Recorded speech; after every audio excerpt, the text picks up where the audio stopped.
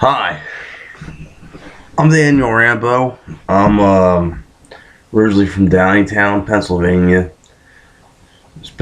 Lived a couple years in Westchester. Now I live in Kennedy.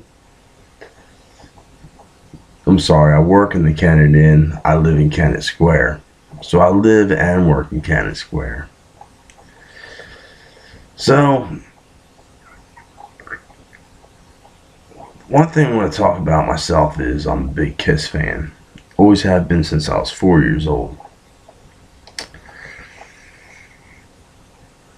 I recently listened to their recent album Monster, and it's a good, not bad album. Better than Sonic Boom, that's for sure. I've really been analyzing this a lot lately, and there's just really nothing like the original four members. It's not about Gene Simmons. Kiss is not about Gene Simmons. It's not about Gene Simmons and Paul Stanley. It's about Gene Simmons, Paul Stanley, Ace Frehley, Peter Criss.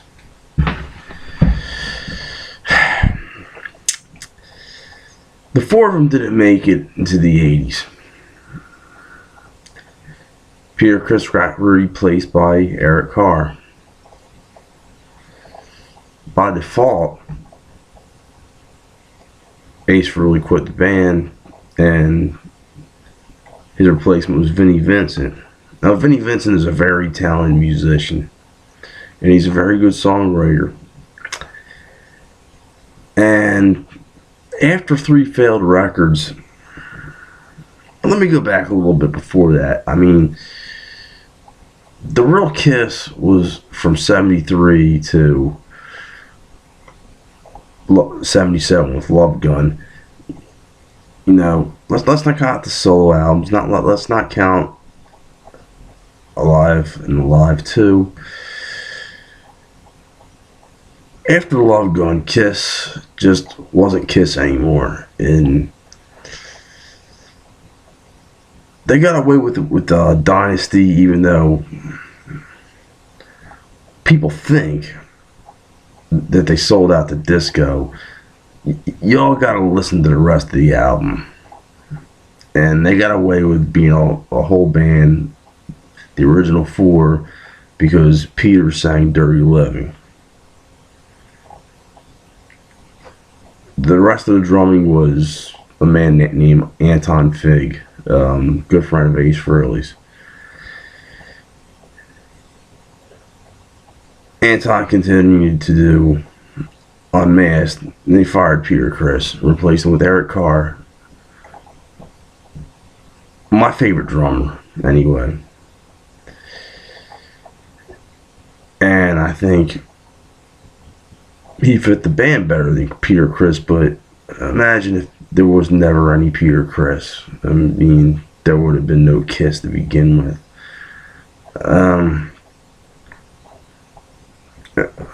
They did the Elder, failed. Ace Frehley quit the band.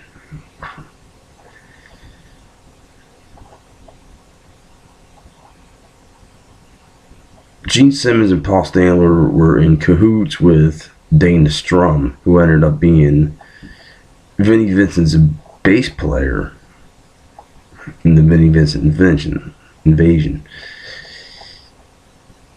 He recruited Vincent Cusano, to Paul and Gene.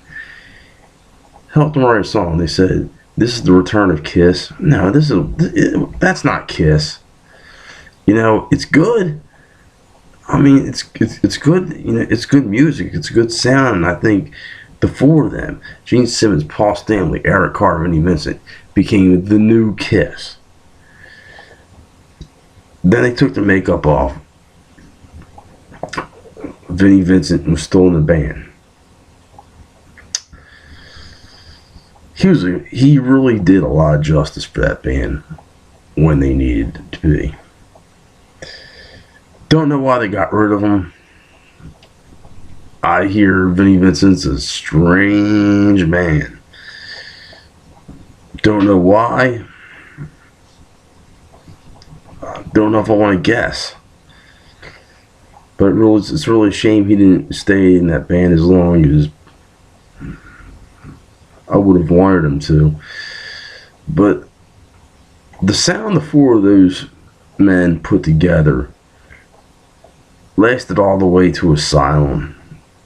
Even though Mark St. John played on Animalize and Bruce Kulick, played on Asylum. I've listened to Animalize lately, and it's really not a good album. It isn't. Asylum's good. I like the Asylum.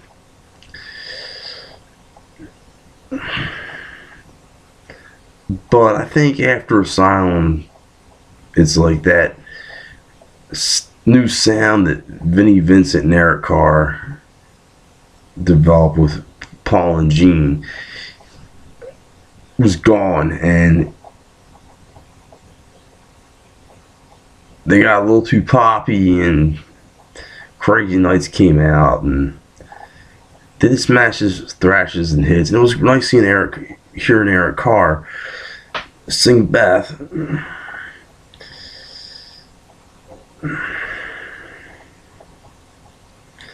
Hot in the Shade's horrible. Worst fucking Kiss album ever.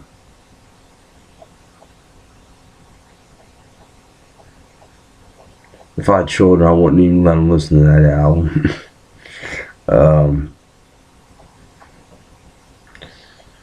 It was really sad to see Eric Carr pass, but Eric Singer came in and he was a very excellent.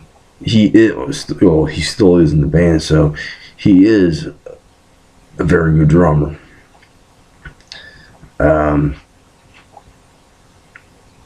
I liked him in Revenge, and when we think about Revenge, who do they ask for help from? Vinnie Vincent. Of course, things didn't work out. Kicked him to the curb again. Then it came out with Carnival of Souls, and I look at Carnival of Souls is like the 90s version of The Elder. Different sound for Kiss, but it just, that album rocked, I mean, you don't have to be a Kiss fan and you can love that album. Then came the reunion tour. It was nice to see on VH1, seeing Ace Frehley back on stage, God, you gotta love him. Nobody plays like Ace Frehley. I like Vinnie Vincent. I'm a big Vinnie Vincent fan too, but those two are so different. Vinnie Vincent replacing Ace Frehley, that's just like something else. And recently listened to Psycho Circus, and it still kind of had that same late 80s sound that Kiss developed. I mean, with the exception of Revenge and Carnival of Souls, I feel like the new sound of Kiss came after Crazy Nights, and it's just not the same, and it really insults. I mean, Eric Singer, wearing Peter Criss's makeup bothers me a little. Tommy Thayer wearing Ace Frehley's makeup, can't handle it. And Tommy Thayer's a great player. He is. But I stand by my allegiance, and the real Kiss is Gene Simmons, Paul Stanley, Ace Frehley, Peter Criss. Do me a favor. Listen to their first 3 records. Listen to Kiss, the first album. Listen to Hotter Than Hell. And listen to Dress to Kill. And then go listen to to Hot in the Shade and Sonic Boom. And Monster, you know. But Monster's not bad. Monster's not a bad album.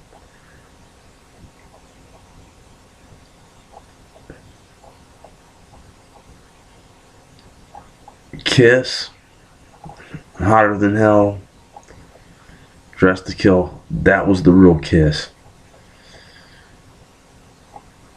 With Rock and Roll Over, Destroyer, and Love Gun, there were some changes. But it was still Kiss. Dynasty, they got away with it. Unmasked, a lot of Ace Frehley.